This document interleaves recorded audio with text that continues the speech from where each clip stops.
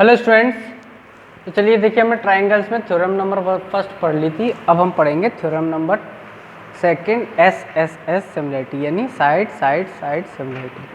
ठीक है, चलिए इसको देखते हैं। इसमें लिखा है if the corresponding sides of two triangles are proportional then their corresponding angles are equal and hence the two triangles are similar. ठीक है, तो चलिए पहले लिख लेते हैं स्टेटमेंट। इसमें गिवन आपको क्या क्या है। जैसे पहले आप तो ट्राइंगल ले लीजिए, मान लीजिए एक ट्राइंगल आपका ये रहा ABC और एक ट्राइंगल है आपका ये आपका ABC, ये हो गया आपका DEF। ठीक है, अच्छा अब लिखेंगे गिवन। तो देखिए गिवन में आपको क्या दिया है, वही आपको triangle ABC and triangle DEF such that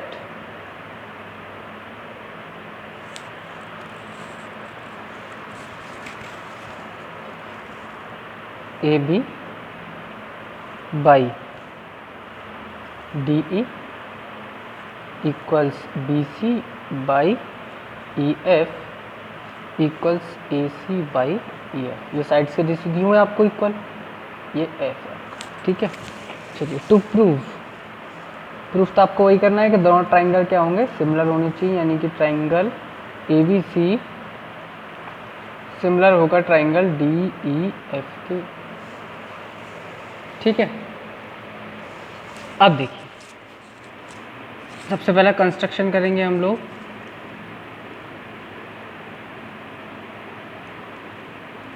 construction में वही हमने क्या किया कि AB की इक्वल DP कट किया और AC की इक्वल DQ कट किया और P और Q को आपने ज्वाइन कर दिया। ठीक है, चलिए लिख देते हैं यहाँ पे cut DP equals AB and DQ equals AC join PQ। ठीक है, चलिए प्रूफ।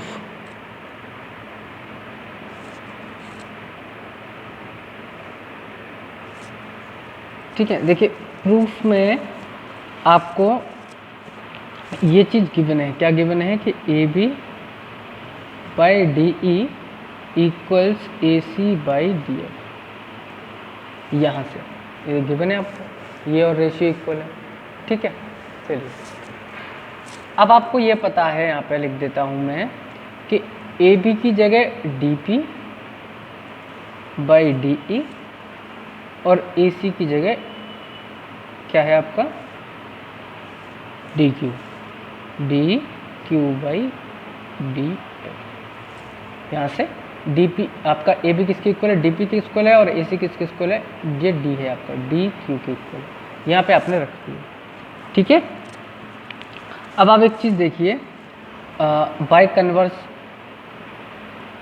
ऑफ थेल्स थ्योरम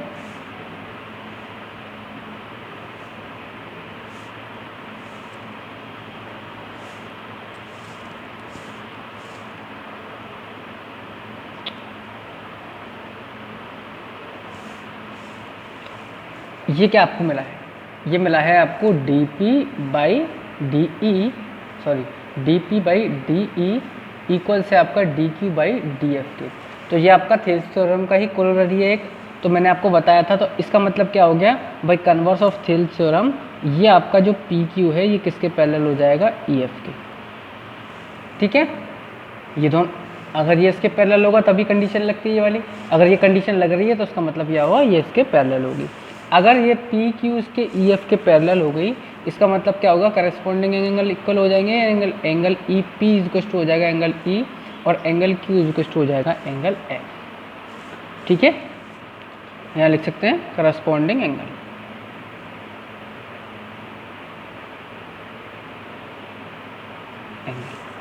ठीक है, अच्छा अब आप ये देखिए कि इसमें आपको दो एंगल इक्वल हो गए, यानी कि ये वाला एंगल तो हो गया इस एंगल की इक्वल, और ये वाला एंगल हो गया इस एंगल की इक्वल, और एक एंगल तो इनमें कॉमन है, यानी कि आपको ये भी पता होना चाहिए कि दो एंगल अगर ट्राइंगल में कॉमन है तो थर्ड एंगल अपने आप ही कॉमन हो जाता है।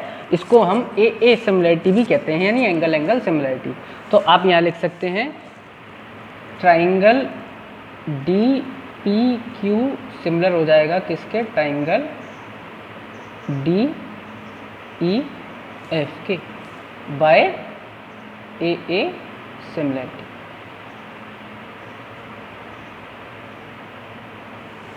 ठीक है, चलिए अब क्या करें, अब इसको थोड़ा सा ऊपर कर लेते हैं पहले। चलिए अब देखिए, यानी कि ये आपका छोटा ट्राइंगल है डी पी क्यू और डी ई एफ, ये कैसे हो गए, सिमिलर हो गए। अगर ये सिमिलर हो गए तो उनकी करस्पॉन्डिंग साइड्स के रेशियो इक्वल हो जाएंगे। तो देखिए रेशियो कैसे इक्वल होते हैं, जैसे कि मान लीजिए कि Q एंगल F के इक्वल है, तो Q के सामने की साइड क्या होगी इस वाले छोटे ट्राइंगल में, DP, और Q के एंगल इक्वल कौन सा है, F, तो F के सामने की साइड कौन सी है, अपोजिट, DE, तो ये DE का रेशियो इक्वल होगा, ये एंगल ले लीजिए आप ये वाला, तो ये डी एंगल के सामने की साइड इसमें कौन सी है, PQ, और यही एंगल आपका बड़े एंगल में भी, तो उसके सामने की साइड कौन सी आएगी, EF। ये रेशियो आपका इक्वल होगा, क्यों होगा, क्योंकि ये दोनों कैसे हो गए आपके, सिमिलर हो गए, सिमिलरिटी की कंडीशन है ये। ठीक है, इसको आप मान लीजिए इक्वेशन नंबर फर्स्ट। ठीक है, या अभी इसको रहने दीजिए, अभी पहले वैल्यू पुट कर लेते हैं, क्योंकि डी पी इज टू आपको ए बी पुट करना है यहाँ पे। ठीक है, तो देखिए डी क्यू इज टू आप यहाँ रख सकते हैं ए बी, तो ये बन जाएगा आपका A B by D E is to P Q by E F. इसको मान लीजिए क्वेश्चन नंबर फर्स्ट, और यहाँ लिख सकते हैं आपके डी पी आपका इक्वल है ए बी की, इसलिए आपने ये कर लिया। ठीक है, अच्छा, लेकिन बट एक चीज़ आपको गिवन है, क्या गिवन है कि A B upon D E इजुकस टू है आपका B C upon E F, कहाँ से इक्वल, नहीं तो आपको दिया है, देखिए A B upon D E इजुकस टू है B C upon E F.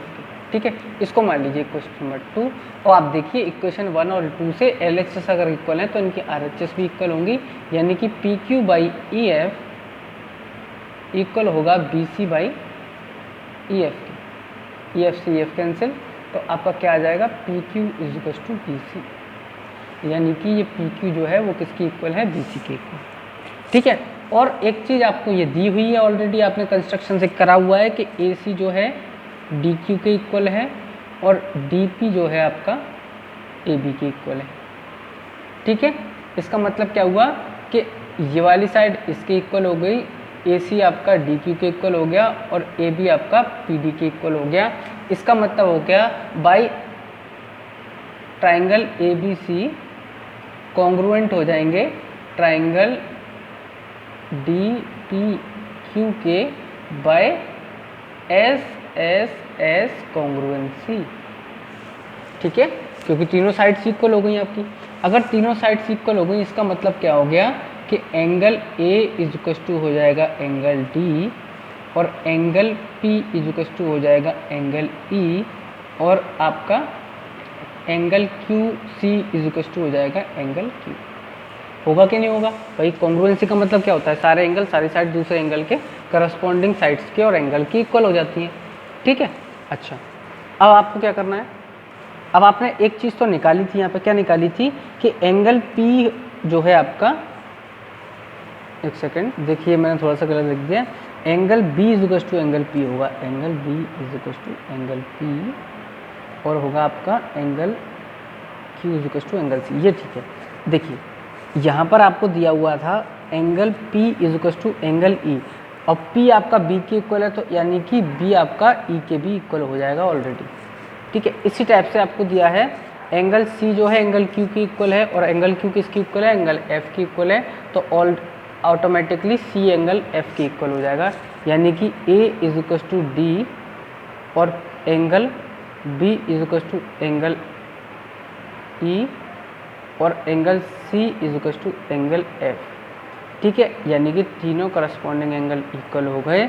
इसका मतलब क्या हो गया, एंड हैंस दोनों कंडीशन सेटिस्फाई हो गई। ये तो दी हुई थी, ये आपने कर ली। इसका मतलब क्या है कि triangle A B C similar होगा ट्राइंगल डी ई एफ। ये आपकी सेकंड थ्योरम प्रूफ होगा। ठीक है, चलिए नेक्स्ट थ्योरम देखते हैं।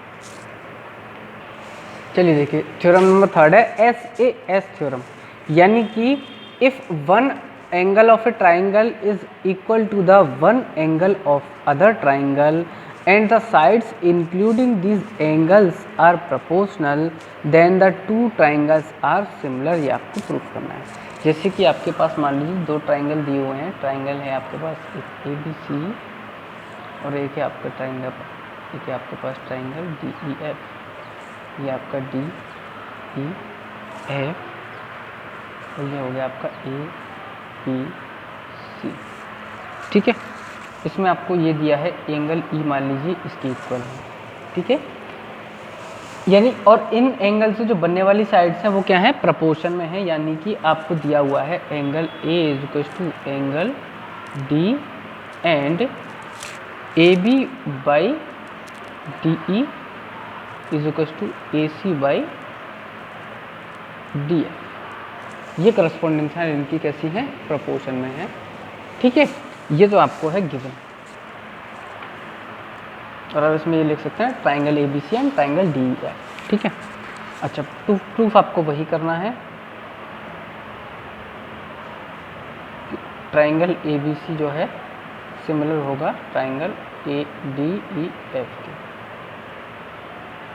ठीक है, चलिए कंस्ट्रक्शन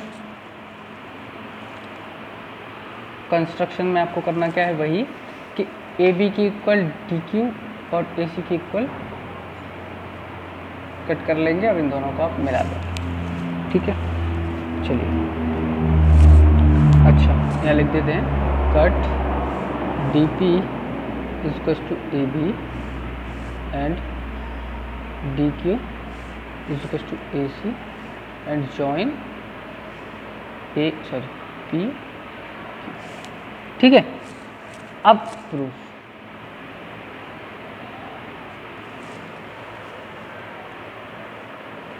देखिए, प्रूफ में क्या करेंगे हम लोग, हम लेते हैं triangle, in triangle A B C and triangle D P. ठीक है, आपको क्या दिया है कि A B is equal to D P और D Q is equal to A C. ठीक है, ठीक, और आपको ये दिया हुआ कि angle A is equal to है एंगल बी। ठीक है, तो आप ये देखिए इसमें आपकी by S A S congruence ये यहाँ लिख सकते हैं बाय कंस्ट्रक्शन और ये भी बाय कंस्ट्रक्शन और ये आपको गिवन है। ठीक है, तो इसका मतलब क्या है, triangle A B C congruent triangle D P Q होगा कॉन्ग्रुएंट किससे, by S A S congruency से। ठीक है, इसका मतलब ये वाला ट्राइंगल इस वाले ट्राइंगल के क्या हो गया, कॉन्ग्रुएंट हो गया, यानी कि angle A is equal to angle D हो जाएगा, करस्पॉन्डिंग एंगल इक्वल हो जाएंगे, comma angle B is equal to angle P हो जाएगा, comma angle C is equal to आपका एंगल क्यू हो जाएगा। ठीक है, क्यों, क्योंकि दोनों ट्राइंगल कैसे हो गए हैं, कॉन्ग्रुएंट। ठीक है, नाउ ठीक है, अब आपको ये दिया हुआ है कि A B by D E is equal to है A C by D F, ये तो आपको गिवन है। ठीक है, अच्छा अब आपको पता है कि ए बी जो है आपका डी पी के इक्वल है और ए सी जो है आपका वो डी क्यू के इक्वल है, तो आप यहाँ पे वैल्यू रख दीजिए इनकी। ठीक है, तो देखिए इसको ऊपर कर लेता हूँ मैं थोड़ा। ठीक है, देखिए तो ए बी किसकी इक्वल है, डी पी के, यानी डी पी आपने रख दिया by D E is equal to A C किसकी इक्वल है, डी क्यू के, तो डी क्यू रख दिया आपने अपॉन डी। यहाँ लिख सकते हैं डी पी जो है इक्वल है ए बी के एंड डी क्यू जो है इक्वल है ए सी के। इसलिए। ठीक है, अच्छा अब आप ये देखिए कि ये कंडीशन कब आपकी सेटिस्फाई हो जाएगी। ये कंडीशन आपकी तभी सेटिस्फाई होगी, यानी आपको क्या दिया है कि डी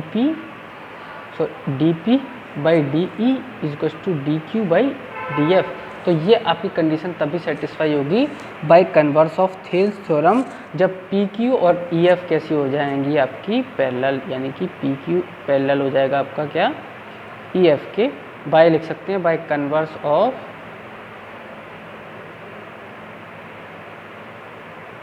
थेल्स थ्योरम। ठीक है, अच्छा ये दोनों अगर पैरेलल हो गई तो इसका मतलब क्या है, ये इसके पैरेलल है, यानी कि पी एंगल ई के इक्वल हो जाएगा, डी एंगल एफ के इक्वल हो जाएगा करस्पॉन्डिंग एंगल। तो यहाँ पर आप देख लीजिए कि एंगल पी इक्वल हो जाएगा एंगल ई के, और एंगल क्यू एंगल हो जाएगा एंगल एफ के, यहाँ लिख सकते हैं आप करस्पॉन्डिंग एंगल, क्योंकि दोनों लाइन कैसी हो गई पैरेलल। ठीक है, करस्पॉन्डिंग एंगल। अच्छा अब देखिए, ठीक अब देखिए आपको यहाँ पर दिया क्या हुआ था, ये चीज़ तो आपको गिवन थी कि angle A is equal to angle D होगा। ठीक है, और हमने क्या निकाला कॉन्ग्रुएंसी से कि एंगल बी जो है वो किसके इक्वल होगा, एंगल पी के। लेकिन यहाँ पर हम ये निकाल रहे हैं कि एंगल पी जो है एंगल ई के इक्वल है। अगर एंगल पी एंगल ई के इक्वल है तो एंगल ई एंगल बी के भी इक्वल होना चाहिए। इसी टाइप से आपने निकाला कि एंगल सी जो है वो किसके इक्वल है, एंगल क्यू के, और यहाँ पर हमने निकाला कि एंगल क्यू किसके इक्वल है, एंगल एफ के। तो एंगल एफ भी जो है एंगल सी के इक्वल होना चाहिए, यानी कि इससे हम ये निकाल सकते हैं कंक्लूजन कि angle A is equal to angle D comma B is equal to angle, यहाँ पर एंगल एफ आएगा, एंगल एफ नहीं, एफ तो ये रहा, एंगल ई आएगा, एंगल ई और comma angle C is equal to angle F, यानी तीनों आपके करस्पॉन्डिंग एंगल इक्वल हो गए, ये इसकी इक्वल, ये इसकी इक्वल, ये इसकी इक्वल। इसका मतलब क्या हो गया, आपके दोनों ट्राइंगल जो हैं and hence triangle A B C similar होगा angle triangle D E F के। ठीक है, ये आपकी थर्ड थ्योरम भी प्रूफ हो गई। अब लास्ट इसमें थ्योरम रह गई है, वो हम करेंगे नेक्स्ट वीडियो में। चलिए, थैंक यू।